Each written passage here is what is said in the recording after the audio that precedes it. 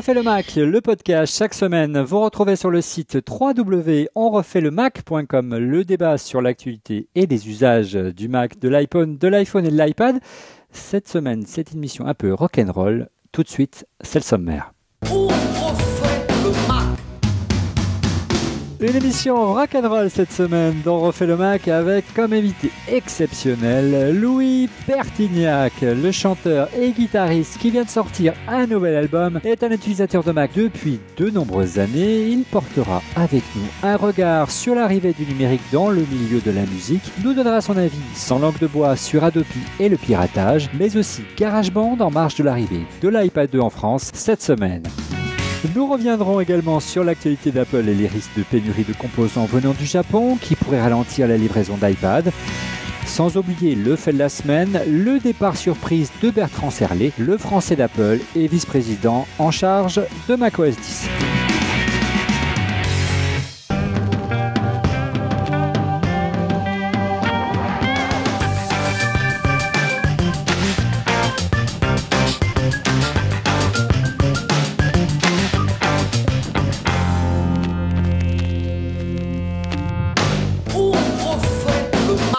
Avec comme invité cette semaine Cédric Ingrand de la chaîne Info. Bonjour Cédric. Salut Olivier, ça va bien ?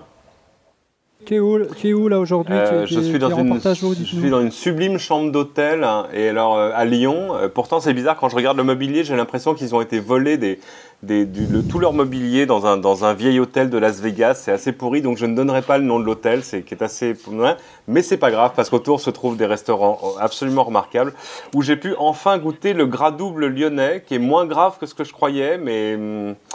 je veux dire, de la frite sautée au saindoux à l'huile et au beurre, c'est quand même la Sainte Trinité. Voilà, mais je sais que c'est pas le sujet du jour. Ignoble. Mais on ne sait jamais, on va voir ça en fin d'émission. Un autre personnage récurrent dont on refait le Mac, c'est Monsieur X qui est de retour, un ancien employé d'Apple qui avance à visage masqué. Bonjour Monsieur X, comment ça va? Bonsoir Olivier, content d'être de retour avec un Mac fraîchement réinstallé, donc tout neuf. Bien, content de te revoir Monsieur X.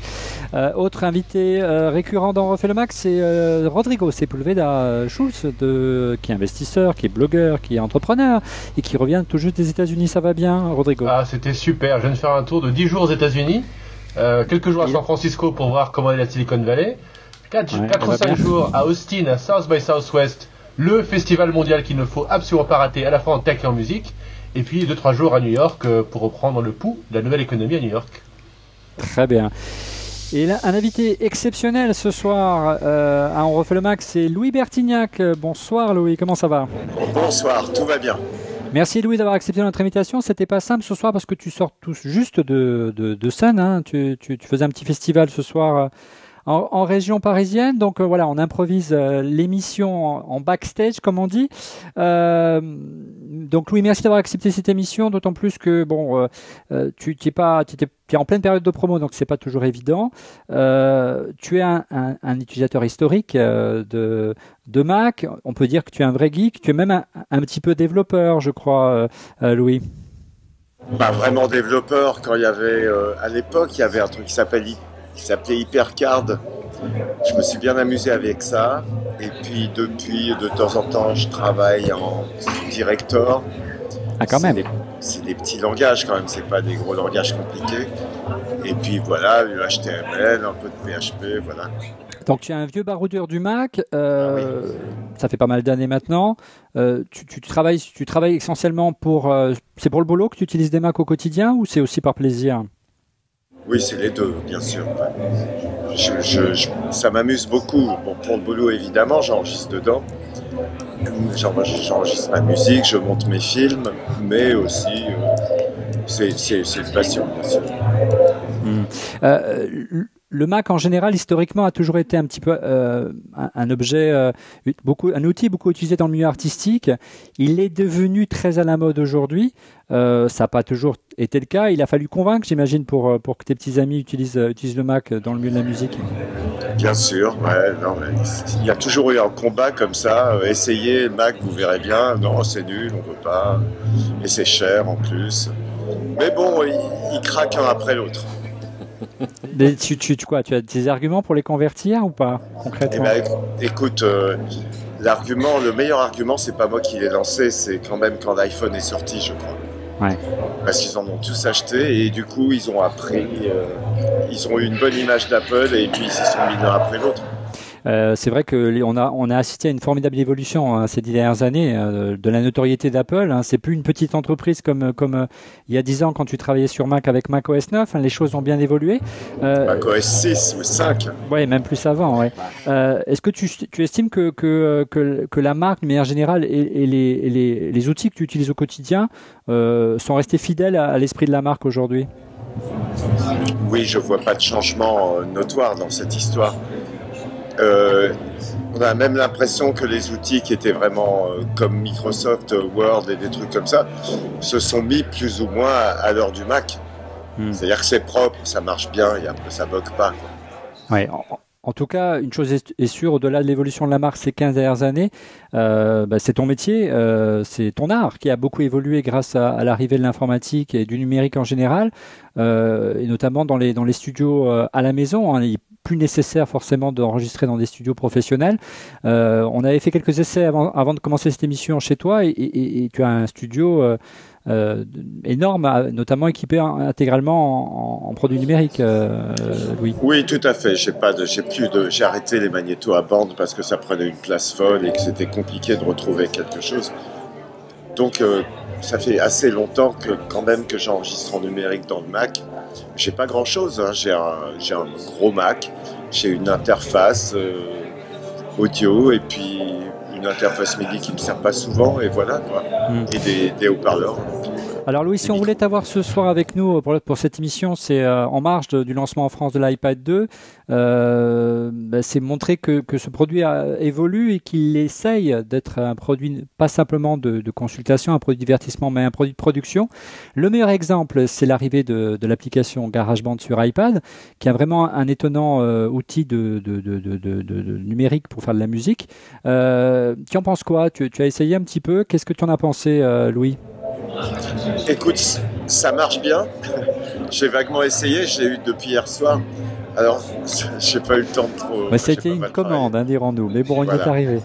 Mais c'est vrai que je t'avouerai que j'utilise pas trop ce genre de truc parce que j'utilise pas le MIDI depuis longtemps. Au début, j'ai trouvé ça génial. Je me suis dit, oh, c'est génial, on peut mettre des violons, du piano, etc. Mais ma musique prenait du coup une autre tronche qui me plaisait moins. Et donc, je suis revenu au bon vieux magnéto, tout simplement, sans faux violon, sans faux piano, sans faux guitare. Ouais. Et je me sens mieux comme ça. C'est plus mon truc, je suis né là-dedans. Par contre, de l'iPad, je me sers de 4 pistes et de 8 pistes qui marchent très bien. C'est quand même assez étonnant. Ça va beaucoup plus loin que le Mac classique, même si on retrouve les mêmes fonctions, dans la mesure où là, cette fois-ci, l'instrument, on l'a entre les mains et ça prend une toute autre dimension avec l'écran tactile quand même. Le fait de pouvoir jouer de la guitare ou du piano directement sur l'écran. C'est très intéressant. Moi, je préfère les jeux, je t'avoue. mais quand même, on s'est marré parce que c'est extrêmement portable. J'adore l'iPad parce que l'autre fois, on avait besoin de 3 notes de piano. J'ai un trio, j'ai pas de piano, mais on avait besoin de 3 notes de piano. On a branché l'iPad sur la sono et mon Rodi a fait les 3 notes de piano au bon moment. Et c'est magique d'avoir à peu près n'importe quel instrument virtuel disponible à portée de la main. Et en fait, dans ton sac, et ça sert pas qu'à ça. Je trouve que c'est le lecteur DVD et la télé la plus portable du monde. Ouais. Et c'est vrai que j'ai acheté l'abonnement Canal+, et me retrouver dans les chambres d'hôtel après un concert, me retrouver dans une chambre d'hôtel et pouvoir mater Canal, je trouve ça, sans faire de pub à Canal évidemment, je trouve ça génial. Il faudrait qu'ils améliorent quand même leur appli quand même, elle est perfectible. C'est vrai. Messieurs, si vous voulez poser des questions à Louis, on est en famille. Ouais, moi, monsieur, moi. Parce que tu me vois pas, mais tu m'entends. Oui, Cédric. Oui, on a un petit souci de connexion ce soir, mais j'imagine que tu veux parler. Vas-y. Oui. Alors, avant la question, d'abord, Louis, merci pour tout. Voilà, et c'est pas fini. La question, c'est un truc qu'il a évoqué tout à l'heure, c'est sur le studio. Moi, je me souviens quand on débattait d'Adopi, par exemple, et du prix de la musique, avec mon désormais ami Pascal Nègre, mais bon, les choses ont évolué entre nous sur une longue période. On disait, c'est vrai, par exemple, les petits gars qui font de la techno, eux, ils n'ont pas besoin de payer un studio. Parce qu'évidemment, tout ça, ils peuvent le faire sur leur PC, sur leur Mac, avec un synthé, de boîte à rythme, etc., etc. Et en plus, avec des fonctions qui sont de plus en plus émulées dans du logiciel. Et là encore, l'iPad, c'est assez pertinent parce que ça y est, on a des émulations parfaites de synthé, de boîte à rythme, Korg, Moog, etc. Mais est-ce que c'est vrai pour un vrai musicien, j'ai envie de dire, alors pas d'insulte aux gens qui font de la techno, c'est sympa la techno, mais pour un mec qui fait du rock and roll, est-ce que Louis a encore besoin de passer dans un vrai studio, à Davout, ou à côté de chez toi, Olivier, à Suresnes, à Guillaume Tell, pour faire un album, ou est-ce que vraiment c'est des choses qui se font entièrement à la maison avec un matériel qui coûte 1/10 de ce que coûte ce qu'on met dans un studio? Même pas 1/10, 1/10. Ah ouais. Mais je t'avoue que oui, on peut faire et j'adore faire chez moi. Et quand je fais une production, j'adore la faire. Même si je mets des guitares, c'est évident que les guitares, je les enregistre dans Logic Audio, par exemple. Mais pour ma musique, les rock, quand même, j'ai pas encore trouvé la vraie solution chez moi. J'aime beaucoup aller dans un studio comme Davout, prendre des bons musiciens et louer le studio pendant 48 heures et finir l'album là-bas. Après ça, je rentre à la maison, je rajoute des petites choses, je peux prendre 6 mois à mixer si je veux. Mais le fait que ça soit gratuit à la maison, ça peut être aussi un inconvénient, c'est que du coup, il n'y a pas l'urgence. Il n'y a plus la pression, quoi. Il n'y a pas la pression et donc c'est moins magique ce qui en sort. C'est moins immédiat, c'est moins instinctif. C'est peut-être trop travaillé. Pour la musique que j'aime. Ou alors on se retrouve comme certains à faire des albums qui finalement ne sortent jamais ou qui sont repoussés de loin en loin. Mais c'est vrai, mais c'est vrai parce qu'avant, c'est vrai. Et qui sont un peu trop travaillés. Ouais. C'est un groupe ou un musicien, c'est bon les gars, vous avez 6 semaines de studio. Ah ouais, super, mais au bout de 6 semaines, il faut que ce soit plié, fini. Et d'ailleurs, normalement, il y a un producteur pour faire la police là-dedans. Voilà. Mais à partir du moment où tu fais ça dans ta cave sereinement avec ton matos à toi et que tu dois rien à personne, tout à coup, le temps est un facteur un peu moins important. Voilà, et le mieux est parfois l'ennemi du bien, et tu peux toujours vouloir mieux, et tu peux passer des semaines, et finalement, tu te rends compte que le premier jour, c'était mieux. Louis, au-delà de l'usage et vraiment la vulgarisation des studios domestiques à la maison avec les ordinateurs, le fait que tout le monde utilise les mêmes outils aujourd'hui pour faire des disques, et tu n'as pas peur qu'avec ces logiciels, tu parlais de Logic ou même des synthés, il y a une relative uniformisation, c'est dur à dire, de la création. Et effectivement, pour sortir du lot, il faut revenir peut-être aux racines. C'est ce que je me suis dit à un moment. Et c'est vrai que j'ai décidé de retourner aux racines puisque je sais le faire. Donc autant, tu vois, si je veux une percussion, je ne vais pas forcément aller chercher dans les samples. Alors que je me suis rendu compte que faire tomber son briquet sur la table, parfois ça donne un truc que tu n'as jamais entendu. Donc je travaille beaucoup là-dedans. Je suis devenu, avec les années, complètement allergique rien qu'au métronome, tu vois. Donc j'aime beaucoup enregistrer naturel, tout simple, sans métronome, et ça me ressemble plus, voilà. Mais c'est moi, hein. Je comprends très bien qu'on aime le métronome et qu'on aime le résultat d'un enregistrement métronomique. Alors, le responsable de cette vulgarisation, entre autres, de ce genre de logiciel en France, il est là ce soir, c'est Monsieur X, c'était l'un des grands instigateurs d'iLife à sa sortie. Monsieur X, le fait qu'Apple réinvestisse le crayon de la création avec l'iPad 2, avec GarageBand, ça doit plutôt te faire plaisir, plutôt que de rester uniquement sur le créneau du divertissement. C'est d'autant plus que au-delà de GarageBand, la suite iLife a quand même connu des hauts et des bas. Effectivement, côté musique, là, ça a l'air d'être un vrai focus. Bon, on pourra reparler côté photo ou création vidéo, où moi je trouve que ça a plutôt des bas. Ouais, là où c'est intéressant, c'est que l'iPad, c'est certainement enfin dans la tête des gens d'Apple, l'ordinateur Mac à moins de 500 €.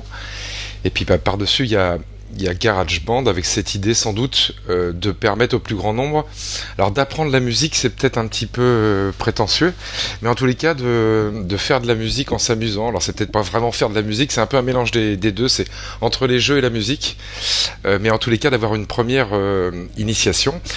Et je sais que quand on a lancé iLife en France et notamment GarageBand, on avait dans nos briefs internes toutes les statistiques qui montraient que la musique, que ce soit côté écoute ou que ce soit côté apprentissage, était le premier loisir des Français.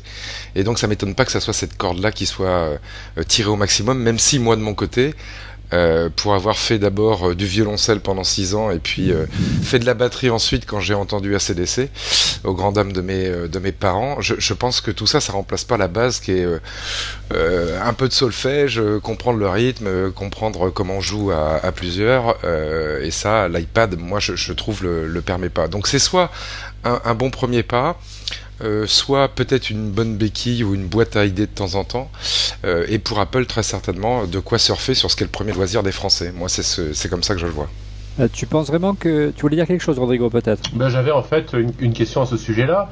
C'est que quand GarageBand est sorti sur OS X, il y a toute une série de cours qui ont été lancés, à la fois pour le piano et pour la guitare, qui étaient illustrés par des artistes. Donc Sting apprend à jouer Roxanne par exemple. Et c'était la question que j'avais pour lui, c'est est-ce qu'il allait nous apprendre à jouer ces grands morceaux de toute sa carrière? Il est trop cher.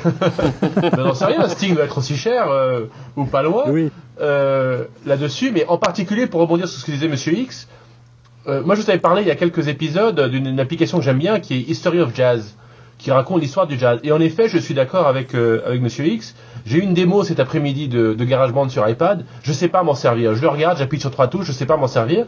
Et quelqu'un m'a montré, en fait, m'a commencé à m'expliquer les différentes touches. Donc peut-être qu'il y a 3 étapes sur la partie éducative qui, 1, sur l'histoire de la musique et le solfège, première étape. 2, une explication de l'outil, comment ça marche. 3, ensuite, apprendre à jouer des morceaux. Et donc la 3e partie a été faite par Apple avec des grands artistes, mais peut-être que lui nous pourrait nous expliquer comment utiliser GarageBand sur iPad, voire nous faire une histoire de la musique de base. Comment est-ce qu'on devient rocker? Moi, je pourrais pas vous expliquer comment on fait de la musique avec GarageBand, mais je peux jouer de la guitare, filmer et vous l'envoyer. C'est la meilleure chose que je puisse faire. Bon, ce sera l'occasion de refaire un autre épisode de Refait le Mac. Ça, je sais faire, mais c'est vrai que le GarageBand, je sais. Par contre, Logic, je sais très bien l'utiliser. Final Cut, je m'en sors très bien. Mais GarageBand, j'ai pas encore eu. C'est pas vraiment un outil pour moi. Donc je ne sais pas bien m'en servir. Mais par contre, je peux vous dire un truc, c'est que mon dernier album, là, qui est très rock, très très rock, plus que jamais, je l'ai enregistré. Alors le montre l'album, le voilà. Ah, un peu de pub, ouais. Voilà. Ça s'appelle Grizzly. Toutes les compositions, je les ai faites dans mon iPhone. J'étais en tournée et je m'ennuyais et je marchais dans... Et jour après jour, je marchais dans la rue, j'avais des riffs en tête, j'ai un 4 pistes là qui s'appelle 4-track, j'enregistrais là-dedans, je faisais ensuite j'appuyais sur la piste 2, je faisais yeah baby baby, et je suis rentré à Paris, j'avais mon album. Il faut faire le making of, moi je pense, de l'album. Je peux raconter l'anecdote. Il est toujours là-dedans le making of. Il faudra que tu nous montres ça. Je peux raconter l'anecdote. L'été dernier, j'étais au Baléares avec un garçon très sympa. Alors, c'est une musique assez différente de celle de lui, qui s'appelle Ulf Ekberg. Alors, Ulf Ekberg, vous, ça vous dit rien. Les gens un peu plus âgés vous diront que c'est quand même le chanteur de Ace of Base. Et il était tout le temps au restaurant, il était à table, il était avec nous dans une maison de vacances. Il était tout le temps avec son gros casque Dr. Dre, que je vous ai déjà montré, et avec son iPhone. J'ai dit, mais ok, on lui a dit à un moment, c'est bon quoi, arrête de jouer, faire genre. Il a un contrat. Non mais arrête de faire genre. Il me dit, mais je bosse là. J'ai dit, comment ça tu bosses? Il me dit, mais j'écoute les morceaux de mix du studio, je les renvoie, ils remixent ce que je leur dis, ils me les renvoient, j'écoute et je renvoie. Et en fait, il bossait sur son dernier album directement sur l'iPhone. Ben ouais, on peut très bien, c'est très intéressant pour ça. Et le problème, c'est comme tu dis, moi j'étais comme ça, je faisais là, et puis les gens, je crois, tout le monde autour de moi pensait que je chantais un truc à ma fiancée. Je bossais. Alors Louis, quand j'ai la chance d'avoir un musicien pas loin, ou du moins un artiste, je peux pas m'empêcher de poser la question par rapport à la loi Adopi. C'est un sujet récurrent de mes camarades dans une autre émission qui s'appelle la French Connection, j'espère retrouver bientôt. Qui s'appelait, ouais. Oh bientôt, s'il te plaît, Cédric. Alors, question, Louis, Adopi, tu en penses quoi? Tu es pour, tu es contre? Est-ce que tu penses vraiment que c'est la solution pour lutter contre la graffiti? Empêcher le piratage, c'est un problème, évidemment.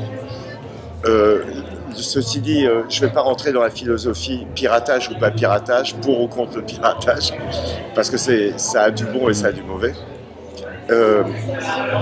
Mais voilà, tout ce que je pense, c'est que la loi Adopi n'est pas très efficace. Et je pense qu'elle s'avère pas très efficace parce que ça n'a jamais été aussi facile qu'aujourd'hui de pirater un truc. Parce qu'il y a de plus en plus de sources. Et donc la loi Adopi est effectivement pas du tout efficace. Elle fait peur à personne. Alors ça veut dire quoi? Qu'il faudrait quelque chose de plus contraignant encore, de plus sévère? Mais non, il a juste dit de plus efficace. Et c'est totalement différent. Mais, voilà, mais c'est vrai. Elle n'est pas efficace du tout. Mais maintenant, qu'est-ce qu'il faudrait? Sévère, contraignant, est-ce que la police est une solution? Moi, j'avais pensé à d'autres solutions à l'époque qui me paraissaient plus intéressantes. Oui, moi, je ne vais pas trop entrer dans le détail, mais quand même, je vais vous en dire un petit peu. Ah bah si. Ouais. Vas-y, lâche-toi, ouais. Mais il faut l'accord des providers, évidemment. Il faut l'accord de Free et de tout le monde. C'est-à-dire que on paye un petit peu plus que son abonnement. Enfin, l'État, ou je ne sais pas qui, la SACEM, allez savoir, prend genre 2 € par personne, par abonné. Et on met des mouchards chez pas mal de monde. Mais des mouchards volontaires. Les gens l'acceptent. Comme ils l'acceptent, ils payent genre 2 € ou 5 € en mois sur leur abonnement. On en met 100 000. Et à partir de ces 100 000, on fait un genre de statistique en pourcentage, qu'est-ce qui a été téléchargé. Et on redistribue les 2 € en fonction de ce qui a été téléchargé. Alors en fait, il y a peut-être même pas besoin de mettre des mouchards chez les gens, parce qu'il y a des gens qui en font déjà l'étude de ce qui est échangé sur les réseaux peer-to-peer depuis longtemps. Il y a un site que je te recommande qui s'appelle Big Champagne, comme gros champagne, je ne sais pas pourquoi, mais qui depuis très longtemps fait des études sur qu'est-ce que les gens s'échangent. Alors le contre-argument de ça, encore une discussion avec Pascal Nex, c'est il dit ouais mais ça fait remonter en haut, c'est un peu la crème du café, les 100 albums ou les 100 singles que les gens s'échangent, donc c'est un truc qui va rapporter de l'argent à Justin Bieber, à Lady Gaga, mais le jazzman qui aurait vendu 15 albums et qui a eu 15 albums téléchargés à la place, lui bah, il survivra pas avec ce système-là, parce que c'est un système c'est pas déclaratif comme la radio, c'est-à-dire chaque artiste qui passe est rétribué. C'est un système de sampling, c'est comme du sondage, ça fait remonter les trucs les plus forts à la surface. Mais oui, de fait, et ça aurait été une façon, une sorte enfin, en gros, c'est un peu la licence globale, hein, ce que tu proposes là. Ça ressemblait à ça, ouais, un petit peu, ouais. Moi, j'ai une dernière question, Olivier, pour lui. Je t'en prie. Sur l'impact de la technologie sur le développement de la musique. Tu penses quoi du logiciel Autotune? Faut expliquer, Autotune, c'est le truc qui te fait chanter juste, même si tu sais pas chanter. Qui est utilisé par la moitié de la pop américaine. Tout le monde. Ah, bien sûr. Ou en live, ça a l'air très intéressant parce que ça corrige en live les trucs qui chantent faux à cause de mauvais retours, etc. Non. Et ça corrige les mauvaises questions des journalistes aussi, c'est vrai. Non, c'est intéressant, tu peux faire des trucs rigolos avec Autotune, mais je suis pas fan. J'aime bien Autotune quand tu t'en sers comme effet, quand c'est évident, parce que ça donne un truc. J'adore le logiciel qui s'appelle Ladida, où ils arrivent à faire chanter un chien avec. C'est génial. Tu chantes n'importe quoi et ça te remet ta voix sur la chanson. C'est top, c'est très marrant. Ah, mais c'est une application, il y a l'Adida pour iPhone, Exactement. iPod et iPad. Voilà. Ah, génial. Et ben voilà, c'est le coup de cœur de Louis. Voilà, on peut dire ça, ouais. Merci. On en parlera en fin d'émission. On a trouvé un coup de cœur pour Louis. Messieurs, on n'a pas eu l'occasion beaucoup de parler de l'actualité d'Apple, si ce n'est l'arrivée de l'iPad qui est arrivé en France, enfin qui devrait arriver en France au moment où vous verrez ce podcast, que nous on enregistre mercredi soir. Apparemment, il n'y a pas eu de problème de pénurie. Pas pour l'instant. Il semblerait qu'il y en ait. Pas pour l'instant. On en sait un peu plus, Cédric, justement, suite au séisme et au tsunami qui a dévasté le Japon, sur les éventuels problèmes de pénurie que ça pourrait poser à Apple. Bah Cédric. oui, ce qu'on sait maintenant, on l'a vu, d'ailleurs on n'est pas les seuls à le savoir, parce que l'action a décroché de 7% en 2 jours, juste sur le fait de la crainte d'approvisionnement en composants sur l'iPad 2, parce que jusque-là on disait, alors dans l'iPad 2 il y a des mémoires de Toshiba qui sont faites au nord du Japon, donc forcément en ce moment petit problème de production dans le nord du Japon, mais en fait il n'y a pas... Là, on avait dit déjà qu'on pouvait la remplacer facilement celle-là, la mémoire. J'allais y venir. Mais la mémoire, forcément, c'est ce que tu viens de dire, c'est un composant standard, donc tu peux changer de fournisseur.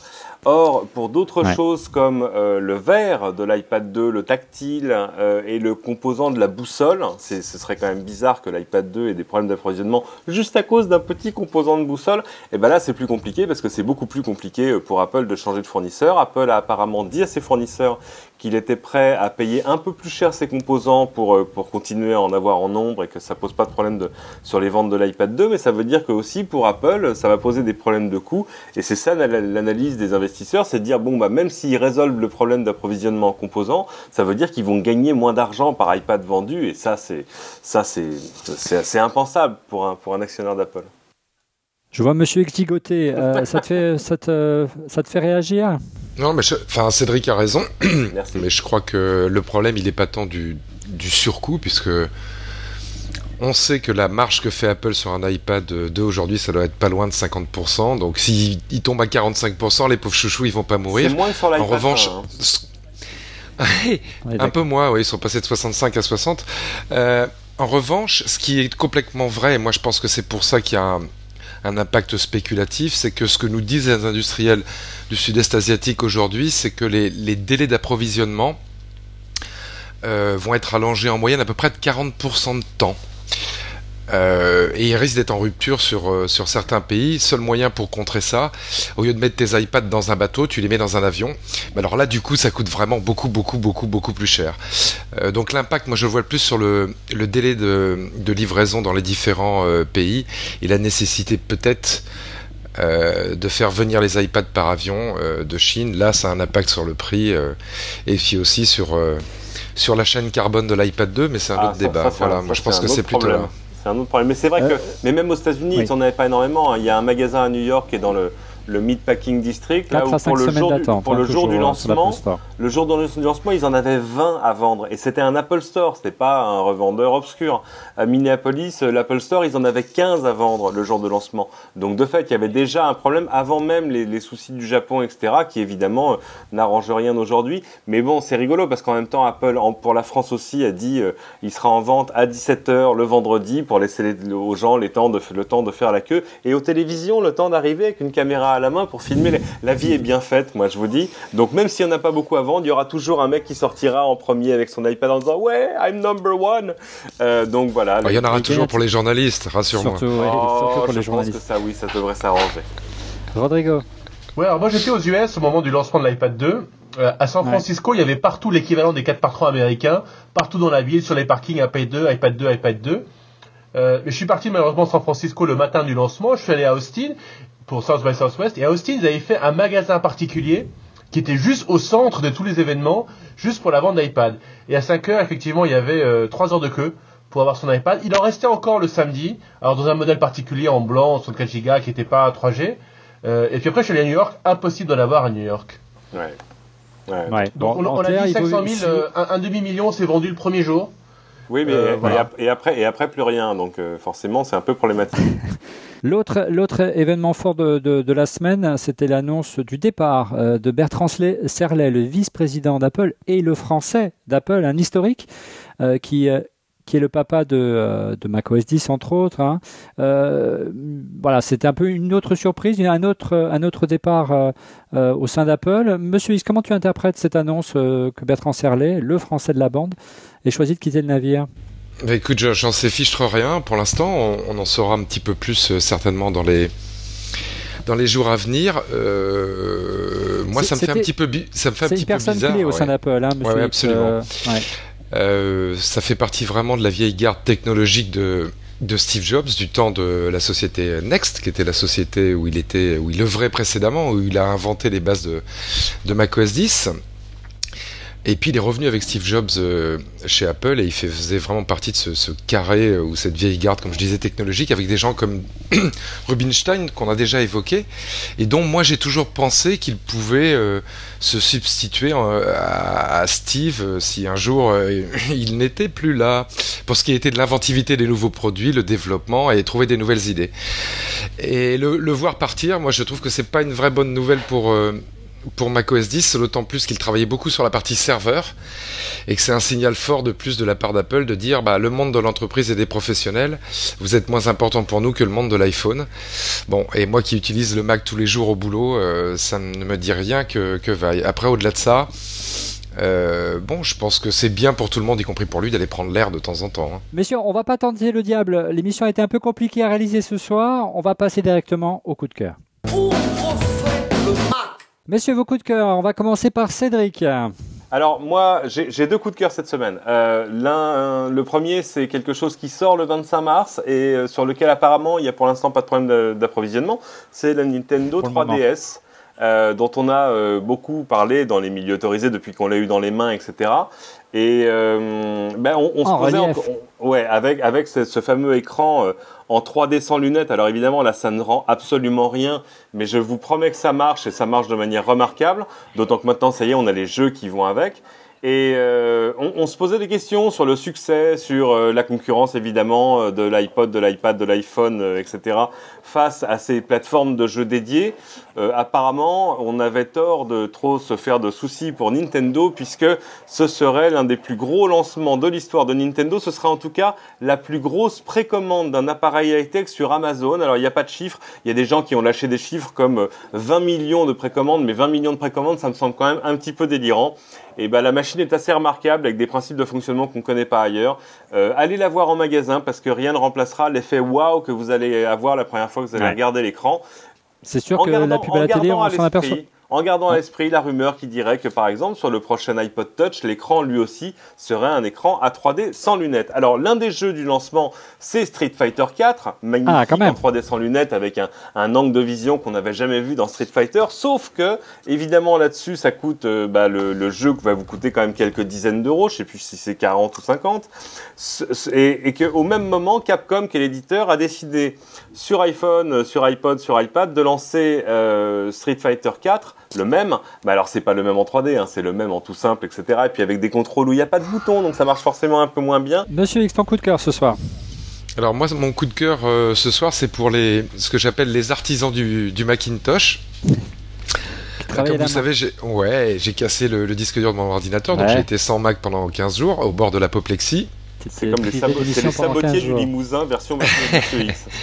Ouais, et j'ai eu affaire à 2 sociétés qui sont des revendeurs et des réparateurs de Mac que je vais citer pour leur faire de la pub parce que j'ai vraiment eu un accueil et un service génial. Ils sont France System à Clamart. Tu as dit je suis Monsieur X, donc forcément.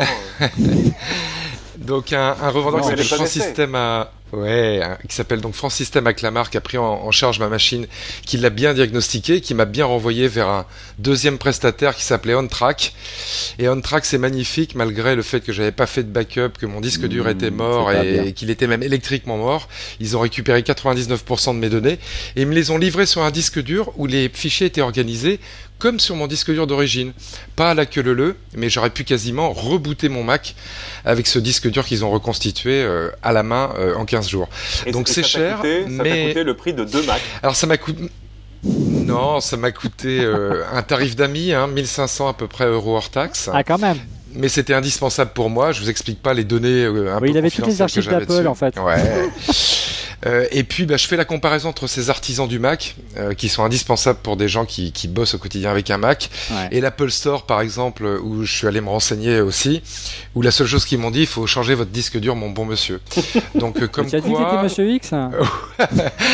Comme quoi le service autour du Mac et ce que font tous ces revendeurs, malgré le fait qu'Apple les aide pas, reste indispensable pour les gens comme nous qui utilisons un Mac intensément. Je leur fais un petit coucou. Je cite aussi Agnosis, que je connais bien, qui est une autre société qui récupère les disques durs cassés. Je le cite parce que c'est des amis et que ça sera beaucoup moins cher qu'OnTrack. Voilà, et avec Agnosis, c'est bien aussi. Vous y allez en disant je viens de la part de Monsieur X, vous verrez, le meilleur accueil vous sera réservé. Et un bon coup de fusil derrière et c'est parti. Rodrigo, ton coup de cœur. Si vous prenez des photos en couleur et que vous les passez de manière extraordinaire en noir et blanc, ou si vous prenez des photos en basse lumière, vous avez beaucoup de bris numérique sur vos photos, ou vous prenez des photos avec beaucoup de contraste, donc beaucoup de highlights et de shadows, donc c'est pas très joli, il y a des suites logicielles sur le marché qui permettent de régler tous ces petits problèmes. Moi, j'en ai acheté une, j'en suis ravi. Une boîte s'appelle Nik Software, N-I-K. Ils ont plusieurs logiciels, donc SilverFX Pro pour le noir et blanc, HDR pour la gestion des contrastes, ColorFX, etc. Et ça coûte la modique somme de 299 € pour avoir la suite. Oui, et je les ai payés, mais avec une astuce. Une astuce. Vous allez sur le site américain et par magie, ça coûte $299. Et vous faites, sur Google, vous faites coupon Nik Software et vous allez voir, vous allez en trouver à moins 15%. Résultat des courses, j'ai payé ma suite logicielle, je l'ai payé 180 €, je l'ai installé et en plus ça vient avec la version pour Aperture et la version pour Lightroom, donc vous pouvez vous en servir et c'est super. Louis, ton coup de cœur ce soir, de ton côté? Moi, j'ai un coup de cœur et un coup de gueule. Alors le coup de cœur, c'est un soft sur iPhone et sur iPad aussi qui s'appelle Pocket 3D Tunnel, qui est un jeu complètement addictif et qui est vraiment bien adapté à l'iPhone. C'est un petit vaisseau que tu fais, vous verrez bien. Il est extrêmement addictif, si addictif on que le verra à vous verrez que le record du monde, le détenteur du record ne vous sera pas inconnu. Non. Un certain Louis B. Non, un certain Louis B de Paris. Voilà. Tu nous lances un défi là, Louis, c'est ça? Là, c'est un gros challenge là. Exactement. Non, c'est vraiment un merveilleux jeu. Et le coup de gueule, c'est que, mais je comprends, il y a on peut toujours pas enregistrer la conversation sur l'iPhone. Ah, oui. Tout simplement. Et parfois, ça serait bien utile. Mais d'accord. Ça éviterait. Quand tu discutes avec ton producteur, non, c'est pas forcément pour avoir des preuves, mais quand on vous file une adresse, bon, ce serait quand même très pratique. Mon coup de cœur de mon côté, c'est un joystick pour iPad, donc ce sera peut-être compatible. On va voir avec le jeu que tu nous proposes, Louis. C'est un petit joystick qu'on avait déjà proposé il y a quelques semaines. Ça, c'est un autre modèle. Il est différent. Il est en plastique. Il se colle sur l'écran avec deux petites ventouses. Ça s'appelle le 10-1 Design Fling Game Controller. Ça coûte environ 25 €. Et ça permet de jouer véritablement comme avec une vraie console portable.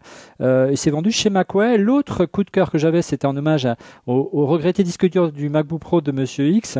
C'est les nouvelles générations de disques durs de chez Seagate. Alors, c'est pas forcément nouveau, mais moi, j'en avais pas vraiment pris conscience. Alors, on parle beaucoup du SSD en ce moment comme étant la solution qui va enterrer les bons vieux disques durs mécaniques. Mais il y a des solutions intermédiaires, des disques durs hybrides, à la fois SSD et à la fois mécanique. Là-dedans, il y a 500 Go et il y a aussi 4 à 8 Go de flash qui permettent d'avoir un disque dur qui a des performances proches de celles d'un SSD, mais une capacité d'emport, une capacité de stockage propre d'un vrai disque dur traditionnel et surtout pour un prix qui est beaucoup inférieur à celui d'un disque SSD. Il faut compter autour de 100 € pour ça, alors qu'un disque 500 Go en SSD, je vous dis même pas. Alors c'est sûr que les données ne sont pas sécurisées comme dans un disque SSD. Ouais, mais ça reste quand même une solution abordable et performante et peut-être une solution que devrait adopter à l'avenir Monsieur X. Merci messieurs d'avoir participé à cette émission un peu rock'n'roll 55. Allez, vas-y guitare. Très rock'n'roll. Très rock'n'roll. On retrouve Cédric dès samedi dans plein écran sur la chaîne Info. On retrouve Monsieur X dans sa cuisine chaque semaine dans avec un verre de rouge. T'as failli te planter. Ouais. Non, ça va. On retrouve Rodrigo chaque semaine dans Refait le Mac et on retrouve bien sûr Louis sur son album Grizzly que je vous présente, qu'on retrouve également sur iTunes, sur tous les bons boulangers. Louis, encore merci d'avoir participé à cet épisode. On a vraiment pris beaucoup de plaisir à discuter avec toi ce soir. Bah moi aussi, et puis je serais ravi de vous retrouver aussi là-dedans. Tu reviens quand tu veux, tu es ici chez toi. Un petit merci aussi à mon ami Jean-Christophe qui a fait en sorte que cette émission soit possible ce soir. Voilà. À la semaine prochaine, messieurs. Au revoir.